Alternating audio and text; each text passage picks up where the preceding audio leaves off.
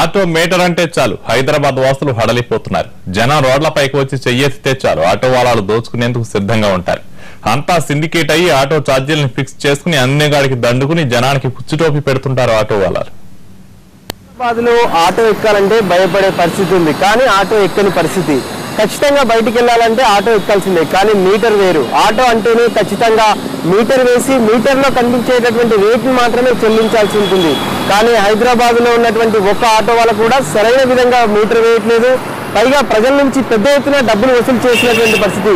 ప్రస్తుతం మనం హైదరాబాద్లో అసలు మీటర్లు పనిచేస్తున్నాయా, మీటర్లు వేసి ప్రయాణికులను గమ్యస్థానాలకు చేరుస్తున్నారా, ఇటువంటి అంశాలకు సంబంధించి ఒకసారి ఆటోలను అడిగి తెలుసుకుందాం. ఆటో వాళ్ళ దగ్గరికి వెళ్ళి ఈ మీటర్ వేస్తున్నారా లేదా అనేది తెలుసుకునే ప్రయత్నం చేద్దాం.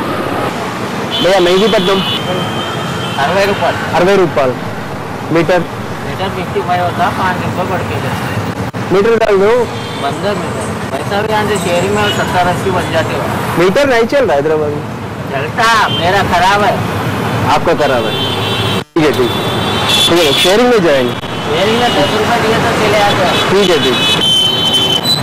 भैया मेहदीपट्टनम कितना? 10 रुपये मीटर नहीं है, मीटर नगल शेयरिंग रहता जी भाई यहाँ से मेहदीपट्टनम शेयरिंग मीटर में 10 रुपये लेते हैं। ठीक है लगा के मेहदीपट्टनम ఓకే ఠీక్. చూడొచ్చు ఆటోలకు సంబంధించి మొత్తం కూడా ఆ షేరింగ్ లాగా పెట్టుకున్నాం, కానీ మీటర్ అనేది ఉండదు. మెహదీపట్నానికి మీటర్ వేయాలా, మీరు ఇచ్చే డబ్బులు చాలావా అన్నట్లుగా మాట్లాడుతున్నటువంటి పరిస్థితి మనకు స్పష్టంగా కనిపిస్తుంది. ఆటో సామాన్యుడి అవసరం. మధ్యతరగతి వాళ్లే ఎక్కువగా ఆటోల్లో ప్రయాణం చేస్తుంటారు. వారి అవసరాన్ని ఆపదను క్యాష్ చేసుకుంటున్న ఆటో వాలాలు మరింత కమర్షియల్ గా మారిపోతున్నారు. వాహన చట్టం ప్రకారం ప్రతి ఆటోకు ఫేర్ మీటర్ ఉండాలి. ఆ మీటర్ రీడింగ్ ప్రకారమే ప్యాసింజర్ చెల్లించాల్సి ఉంటుంది. అయితే ఇది కాగితాలకే పరిమితం. ఆర్టీఏ రూల్స్ వేరు, రోడ్డుపై జరుగుతున్న తంతు వేరు. ఆటో డ్రైవర్లే రేట్స్ ఫిక్స్ చేసుకుని జనాన్ని దోచుకుంటున్నారు.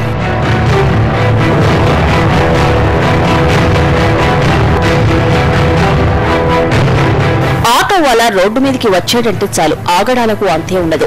మీటర్ ప్రకారం నడపమని ప్రయాణికులు అడిగితే మీటర్ పనిచేయడం లేదని, మీరెళ్లాల్సిన చోటుకి ఎంతవుతుందో తమకు తెలుసంటూ తక్కువ దూరానికి కూడా 100 నుంచి 200 రూపాయల వరకు వసూలు చేస్తున్నారు. ప్రయాణికులను జలగల్లా పీల్చుకు తింటూ రోడ్లపై ఆటోలు లాగించేస్తున్నారు. సామాన్యుడి బాధలు ఆటో వాళ్లకు ఎక్కవు. ఆపదలో ఉన్నవారినైతే నిండా ముంచేసేలా ఆటో ఛార్జీలు వసూలు చేస్తున్నారు. అది ఇప్పుడైతే ఆటో వాళ్ళు మరీ కమర్షియల్ గా తయారయ్యారు. ఎట్లా అంటే అసలు డిస్టెన్స్ 1 కిలోమీటర్ ఉన్నా దానికి డబుల్ 3 4 వేసేసి తీసుకుంటున్నారు. ఇప్పుడు అక్కడి నుంచి యాక్చువల్లీ నేను ఉండేది ఎస్ఆర్ నగర్ నుంచి కుక్కట్పల్లికి ఇంతకు ముందు 60కి వెళ్ళేదాన్ని. ఇప్పుడు ఈజీగా 200 180 అట్లా అడుగుతున్నారు. సో తర్వాత ఈ లోపు మళ్ళీ మధ్యలో ఏమైనా మీటర్ ప్రాబ్లం వచ్చింది అనుకోండి, మీటర్ ప్రాబ్లం వచ్చినా సరే మేడం ఇంత అనుకున్నాం కదా అంత ఇస్తా ఉంటే లేదు మేడం మాకు ఇంతే ఇవ్వాలి అని చెప్పేసి కమాండ్ చేసి మాట్లాడడం. రోజు సుమారు 15 లక్షల మంది ప్రయాణించే ఆటో వాళ్లపై రవాణా శాఖ ఎలాంటి నిఘా నియంత్రణ చర్యలపై దృష్టి పెట్టకుండా నిర్లక్ష్యంగా వ్యవహరిస్తోంది. కార్మిక సంఘాలు డిమాండ్ చేసిన ప్రతిసారి ఛార్జీలు పెంచేసి జనం మీదకు వదిలేయడం తప్ప ఆటో వాళ్ల ఆగడాలను నియంత్రించేందుకు ఎలాంటి చర్యలు తీసుకోవడం లేదు. మరోవైపు ట్రాఫిక్ పోలీసులు కూడా తమకెందుకులా అన్నట్లు చూసి చూడనట్లు వ్యవహరిస్తున్నారు. దాంతో సర్కారు ఫిక్స్ చేసిన టారిఫ్ ను పక్కన పెట్టి తనకు నచ్చిన టారిఫ్ ను ఫిక్స్ చేసుకుంటున్నారు ఆటో వాళ్లు.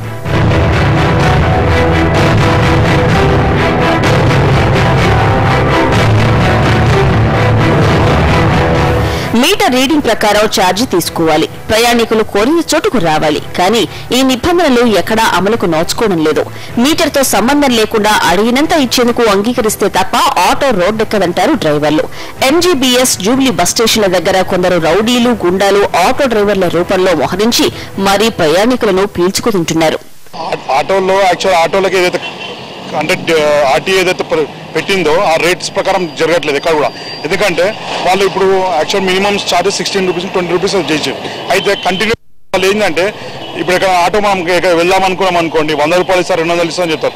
ఇక్కడ నుంచి సికింద్రాబాద్కి వెళ్ళాలంటే 150 రూపాయలు 200 రూపాయలు. మీటర్ ఎంత అవుతుంది? 100 రూపాయల లోపలనే అవుతుంది. అయితే వీళ్ళు ఏంటంటే దీనికి సిస్టమేటిక్గా లేకుండా పోయింది. ఎందుకంటే ఆర్టీఓ వాళ్ళు దీనికి కుమ్మక్కయ్యారు. సో దీంతో ప్రజలు చాలా ఇబ్బంది పడుతున్నారు. ఏదైనా ఎమర్జెన్సీ హాస్పిటల్స్లో పోవాలని కానీ దీనికి ఆఫీస్లోకి పోవాలని ఏదైనా ప్రాబ్లం అవుతుంటే వీళ్ళు ఎక్కడికైనా వెళ్దాం అనుకున్నప్పుడు దానికి పోతారు 100 200 300 చెప్పడంతో తప్పని పరిస్థితుల్లో ఇచ్చిన వాళ్ళు ఉన్నారు, ఇయ్యక తప్ప. 2014 ఫిబ్రవరిలో ఆటో మీటర్ ఛార్జీలు పెంచుకునేందుకు అనుమతిచ్చింది.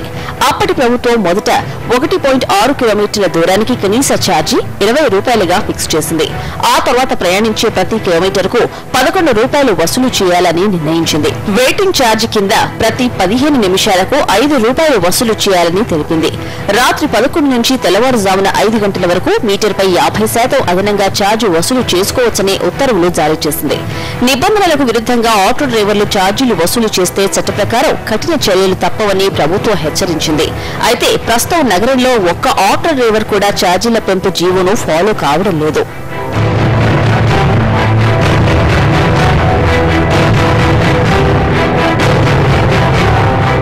హైదరాబాద్ కు కొత్తగా వచ్చే వాళ్లనే ఆటో వాళ్లు టార్గెట్ చేస్తుంటారు. వారికి ఇక్కడ ఛార్జీల వివరాలు తెలియకపోవడంతో ఇష్టానుసారంగా దోచుకుంటున్నారు. ఆసుపత్రులకు అత్యవసర పనులపై వచ్చిన వారు తప్పని పరిస్థితుల్లో ఆటోలను ఆశ్రయిస్తున్నారు. దీంతో వారి జేబులను గుల్ల చేస్తున్నారు ఆటో వాళ్లు. మీటర్ వేసి లెక్క ప్రకారం ఛార్జీలు తీసుకోవాల్సిన ఆటో వాళ్లు ప్రయాణికుల నుంచి అందిన కాడికి దండుకుంటున్నారు. మీటర్ ఉన్నా వేయమని, వేసినా రేట్లు పెరిగాయంటూ బహిరంగ దోపిడీకి పాల్పడుతున్నారు. ఆ స్పీడ్ కు హద్దులు లేవు, డ్రైవర్లకు నిబంధనలు లేవు, ట్రాఫిక్ రూల్స్ అసలే పాటించారు. వారి డ్రైవింగ్ చూస్తే పక్కనున్న వారే భయపడాలి, కానీ వారు మాత్రం ఏమీ పట్టించుకోరు. జంట నగరాల్లోని ఆటో డ్రైవర్లు మాస్ ర్యాష్ డ్రైవింగ్ కి కేర్ ఆఫ్ అడ్రస్ గా నిలుస్తున్నారు. ట్రాఫిక్ నిబంధనలు పాటించకుండా ఎంత ట్రాఫిక్ ఉన్నా డేంజర్ డ్రైవింగ్ తగ్గించడం లేదు. చాలా మంది ఆటో డ్రైవర్లు రైట్ రూట్ కంటే రాంగ్ రూట్ ని ఎక్కువగా లైక్ చేస్తున్నారు. నిర్లక్ష్యంగా అతి వేగంతో ఆటోలు నడుపుతున్న ఆటోలు డ్రైవర్లకు సంబంధించిన మరింత సమాచారం మా ప్రతినిధి రాజ్ కుమార్ అందిస్తారు. సికింద్రాబాద్ రైల్వే స్టేషన్ పరిధిలో మనం నో పార్కింగ్ అనే ప్లేస్ లో ఉన్నాము. ఈ ప్రాంతంలో పూర్తిగా నో పార్కింగ్ అన్న బోర్డ్స్ ఉన్నప్పటికీ కూడా ఎక్కడ పడితే అక్కడ ఆటోలను నిలిపించారు. ప్రధానంగా ఇక్కడ ఎలాంటి ట్రాఫిక్ రూల్స్ ను పాటించకుండా ఇప్పటికే ఆటో డ్రైవర్లు అంటే ర్యాష్ డ్రైవింగ్ కి కేర్ ఆఫ్ అడ్రస్ గా మారిన తరుణంలో ఎక్కడ పడితే అక్కడ పార్కింగ్ చేస్తూ ప్రజల సౌకర్యాలను అలాగే ఇతర వాహనదారులకి ఎంతగానో ఇబ్బంది కలిగిస్తున్నటువంటి ఆటో డ్రైవర్లకి సంబంధించి ట్రాఫిక్ పోలీసులు కూడా పెద్దగా చూడనట్లు నడుస్తుండడంతోనే ఈ వ్యవహారం ఇలా కొనసాగుతుంది. అయితే దాదాపు ఇక్కడ ఉన్నటువంటి ఆటోలన్నింటికీ కూడా సిటీ పర్మిట్ లేదు అనేది కూడా ఒక వాదన. అయితే ఇప్పటికే పూర్తిగా ర్యాష్ డ్రైవింగ్ కి అలాగే పర్మిట్లు లేకుండా లైసెన్సులు లేకుండా ఆటోలు నడుపుతున్నట్లు మనకు ప్రధానంగా నగరంలో చాలా చోట్ల నుంచి ఫిర్యాదులు ఇప్పటికే పోలీసులు అందుతున్నప్పటికీ కూడా పోలీసులు పెద్దగా ఎలాంటి యాక్షన్ తీసుకొని నేపథ్యంలోనే ఇష్టానుసారం ఆటోలకి సంబంధించి ఎలాంటి పర్మిషన్స్ అలాగే ఎలాంటి నిబంధనలు పాటించకుండా ముందుకెళ్తున్నట్లు తెలుస్తుంది. అయితే మనతో మాట్లాడడానికి కొందరు ఆటో డ్రైవర్స్ కూడా ఉన్నారు. ఇక్కడ వీరితో మాట్లాడించే ప్రయత్నం చేద్దాం. మీరు చెప్పండి అంటే జనరల్ ఇక్కడ నో పార్కింగ్ ఉంది, ఎందుకు ఇక్కడ పార్కింగ్ ఇంతవరకు అయితే లేదు, ఇప్పుడే పెట్టిరు మధ్యలో, ఇంతవరకు అయితే లేదు. దగ్గర 20 ఏళ్ళ నుంచి ఇదే నడుస్తుంది. అయితే ఒక దుగ్న పోలు ఉన్నారు కదా, వాళ్ళ దుగ్నం ఉండగా కూడా వాళ్ళ బండ్లు ఇక్కడ రోడ్డు మీద పెడతారు. ఈ బండ్లు ఇక్కడ రోడ్డు మీదకి వస్తున్నాయి. దాని చుట్టూ అందరికీ ఇదవుతుంది, బాధ అవుతుంది. జనరల్ గా ఇక్కడ ర్యాష్ డ్రైవింగ్ చేస్తున్నారు, ఇబ్బంది కలుగుతుంది, వేరే వాహనాలు ఇబ్బంది ఉన్నది. ఇప్పుడు వాళ్ళ దుకాణం మీద అక్కడ బండ్లు ఉంటాయి కదా, ఆ బండ్లు అక్కడ వాళ్ళ దగ్గర పెట్టుకుంటే ఏం కాదు, వాళ్ళు నడి రోడ్డు మీద పెడతారు కాబట్టి మేము రోడ్డు మీదకి రావాల్సి వస్తుంది. అట్లా ఇబ్బంది కలుగుతుంది పోనీకి రానికి. మాకు అదే ప్రాబ్లం. ట్రాఫిక్ రూల్స్ కూడా ఏం పాటించాలని కూడా రాస్తాం. ట్రాఫిక్ రూల్స్ కి సంబంధించి ఏం పాటించలేదంటే ఎవరు వచ్చినా కూడా అక్కడ ఏంది సార్ అంటే వాళ్ళు పోతున్నారు. ఇక మా ఇబ్బంది మాకే ఉంది, ఎవరు సరిగా తప్పకుండా సరిగా నిలబడలేదు. బ్రదర్ మీరు చెప్పండి, అంటే ఎప్పటి నుంచి ఇక్కడ ఇలాంటి ఇబ్బంది ఉంది? జనరల్ గా ఆటో డ్రైవింగ్ కి సంబంధించి 25 years.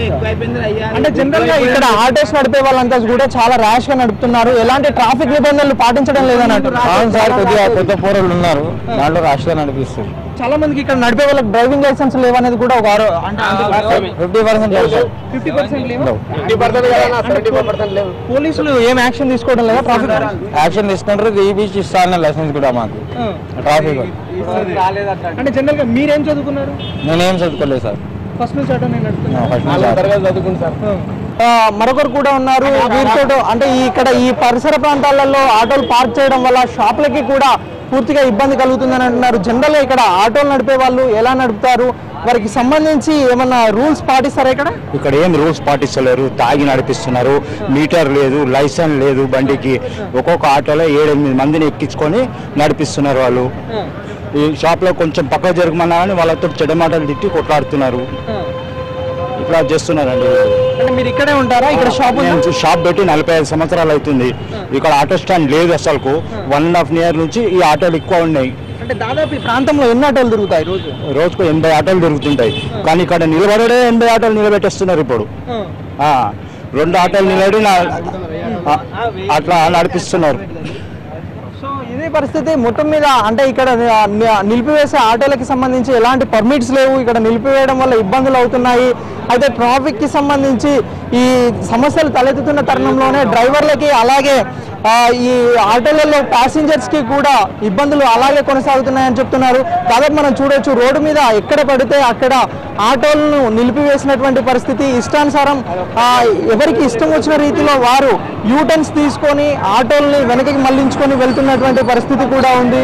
అయితే ఇవన్నీ ఇలా ఉన్నప్పటికీ కూడా ట్రాఫిక్ ఇక్కడ ఆటోలు నడిపే వాళ్ళకి దాదాపు 50% డ్రైవర్లకి లైసెన్సులు లేనప్పటికీ కూడా పోలీసులకు అంటే ట్రాఫిక్ పోలీసులు చూసి చూడనట్టే వ్యవహరిస్తుండడంతో ఈ ఇబ్బందులు ఇలాగే కొనసాగుతున్నాయని చెప్తున్నారు. అయితే మొదట్లో ఇక్కడ ఎలాంటి ఆటోలకి పార్కింగ్ ప్లేస్ లేనప్పటికీ కూడా ఆటోలు పెరిగిపోవడంతో ఇప్పుడు పార్కింగ్ కూడా ఇక్కడ పెద్ద సమస్యగా మారిందని చెప్తున్నారు. మొత్తం మీద ర్యాష్ డ్రైవింగ్ ఎక్కువ మొత్తంలో కూడా జనాలను ఆటోలలో తీసుకొని రావడంతో ఈ ఇబ్బందులు తలెత్తుతున్నాయని చెప్తున్నారు. అయితే వీటిని ఏమాత్రం పట్టించుకొని నేపథ్యంలోనే ఆటో డ్రైవర్స్ ర్యాష్గా వెహికల్స్ నడుపుతూ విచ్చలవిడిగా డ్రైవింగ్స్తో ముందుకెళ్తున్నారు అని కూడా చెప్తున్నారు. అయితే పోలీసులు కూడా చూసి చూడనట్టు వ్యవహరిస్తుండడంతోనే ఈ పరిస్థితులు ఎదురవుతున్నాయని కూడా ఇక్కడ ఉన్నవారు చెప్తున్నారు. ఇప్పటికైనా ట్రాఫిక్ పోలీసులు వీరిపై తగిన చర్యలు తీసుకొని ర్యాష్ డ్రైవింగ్కి ఖచ్చితంగా కళ్ళెం వేయాలంటే ఇప్పటికైనా చర్యలు తీసుకోవాలి. దీంతో పాటు నగరంలో ఉన్నటువంటి చాలామంది డ్రైవర్స్కి లైసెన్సులు లేని నేపథ్యంలో కూడా వాటిపై దృష్టి సారించి సరైన క్వాలిటీస్ ఉన్న వాళ్ళకి మాత్రమే లైసెన్సులు జారీ చేస్తే కొంత ఈ ఆటో వాళ్ళ ర్యాష్ డ్రైవింగ్కి ఖచ్చితంగా ముగింపు పలకొచ్చు. కెమెరామెన్ మనోహర్తో రాజ్ కుమార్, ఎన్టీవీ, హైదరాబాద్. అన్ని పక్కాగానే ఉంటాయి, మీటర్ తలుక్కున మెరుస్తుంటుంది. ఆటోలకు ఉన్నవి డిజిటల్ మీటర్లే అయినా ఆటో వాళ్ళు జనాల్ని ఎలా బురిడి కొట్టిస్తున్నారు. డ్రైవర్ తలుచుకుంటే అతను చెప్పినట్లే మీటర్ పనిచేస్తుందా? అసలు ఆటో మీటర్ ను ఎలా ట్యాంపరింగ్ చేస్తారు?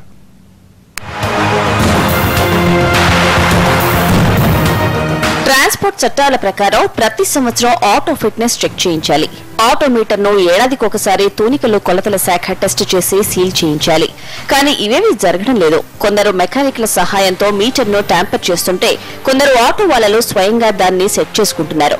ఎప్పుడు అవసరం అనుకుంటే అప్పుడు ఈ పని చేస్తారు. అంతేకాదు మీటర్ తిరగాలన్నా ఆగిపోవాలన్నా అంతా ఆటో వాళ్ళ చేతుల్లోనే ఉంటుంది. మీటర్ కు వేసిన సీల్ ఎలా వేసింది అలానే ఉంటుంది, కానీ ట్యాంపరింగ్ మాత్రం జరిగిపోతుంది. हाँ, खराब होता ना, पानी पड़ जाता है, कोई वायरिंग खुल जाती है, तो इसलिए रिपेयरिंग भी होता है इसमें. हाँ, फिर से सील करना पड़ेगा उसमें. वो किधर करना है? फिर ऑफिस है ना उसका, मीटर ऑफिस है, वहाँ पर जाके फिर से ऑटो वाला सील तोड़ने के बाद में ब्रेक हो गया तो मीटर रिपेयर करने के बाद में फिर से सील कराना पड़ेगा उसको. ఆటో మీటర్ ట్యాంపరింగ్ జరగకుండా ఉండేందుకు తూనికల కొలతల శాఖ ఆటోకి మొత్తం 4 సీళ్లు వేస్తుంది. ఆ సీల్ తీయడానికి వీలుండదని సర్కార్ భావిస్తుంది. కానీ సీళ్లన్నీ వేసినా ఏం చేయాలో ఆటో వాళ్లకు వెన్నతో పెట్టిన విద్య. సీలు పోదు, కానీ ఆటో మీటర్ ట్యాంపర్ అవుతుంది. మీటర్ కు బ్యాటరీ నుంచి వచ్చే కనెక్షన్ దగ్గర ఎర్త్ కలుపుతారు. ఇక్కడే ఆటో వాళ్లు తమ చేతి వాటం ప్రదర్శిస్తున్నారు. ఎర్త్ నుంచి కనెక్షన్ ను ఇండికేటర్ కు కానీ, హెడ్ లైట్ కు కానీ, లేదంటే ఓ వైర్ రూపంలో హ్యాండిల్ దగ్గర కానీ సెట్ చేసుకుంటారు. ఆ తర్వాత హెడ్ లైట్ వేసినా, ఇండికేటర్ వేసినా, వైర్ ఆటో బాడీకి టచ్ అయినా మీటర్ గిర్రున తిరిగి ప్యాసింజర్ కళ్లు బయర్లు కమ్మేలా చేస్తోంది. హైదరాబాద్ లో ఆటోలకు ఉన్నటువంటి మీటర్లకు ఒక పక్కా ప్రణాళిక ఉంది. ఈ మీటర్లు అన్ని కూడా ఎలా పనిచేస్తాయి ఏంటి అనేదానికి కూడా ప్రతి సంవత్సరం ఖచ్చితంగా ఫిట్నెస్ సర్టిఫికేట్ తీసుకోవాల్సి ఉంటుంది. ఏదైతే తూనికలు కొలతల శాఖకు సంబంధించినటువంటి సీల్స్ కూడా వేయడం జరుగుతుంది. అసలు ఆటోకు ఎక్కడెక్కడ సీల్ వేస్తారు, మీటర్ ట్యాంపరింగ్ జరగకుండా ఏమేమి చేస్తున్నారు మనం చూద్దాం. ప్రస్తుతం ఇక్కడ ఉన్నటువంటి ఈ మీటర్ ను ఇప్పకుండా ముందుగా ఫస్ట్ సీల్ ఇక్కడ వేస్తారు. ఈ సీల్ అంటే మీటర్ ఓపెన్ చేయకుండా ఉపయోగపడేటటువంటిది ఈ సీల్. దాంతోపాటు ఏదైతే మీటర్కి సంబంధించినటువంటి కనెక్షన్ ఉంటుందో లోపల బోల్ట్కి సంబంధించి మీటర్ని మొత్తం కూడా ఓపెన్ చేయకుండా ఉండేందుకు ఇక్కడ ఉన్నటువంటి ఇది ఏదైతే ఈ బోల్ట్ ఉందో ఈ బోల్ట్ను కూడా సీల్ చేయడం జరుగుతుంది. ఇది రెండవ సీల్. ఇక మూడో సీల్కి సంబంధించి కనుక మనం చూసినట్లయితే ఏదైతే డ్రైవర్ కూర్చునే సీట్ కింద ప్రస్తుతం మనం ఇక్కడ చూడొచ్చు ఇక్కడ ఉన్నటువంటి అంటే వైర్స్ లింక్ దీనికి రావాల్సినటువంటి బ్యాటరీ ఎక్కడైతే ఉంటుందో దాన్ని క్లాంప్ ఓపెన్ కాకుండా ఉండేందుకు ఇక్కడ ఉన్నటువంటి సీల్ మూడో చోట వేస్తారు. ఇక నాలుగవ సీల్ మాత్రం ఏదైతే ఇంజన్ ఉంటుందో ఇంజన్ దగ్గర మీటర్కి సంబంధించినటువంటిది ఏదైతే దీనిలో మీటర్కి సంబంధించి క్లాంప్ ఫిట్ చేస్తారు లోపల దానికి సంబంధించినటువంటి సీల్ ఇక్కడ ఉంటుంది.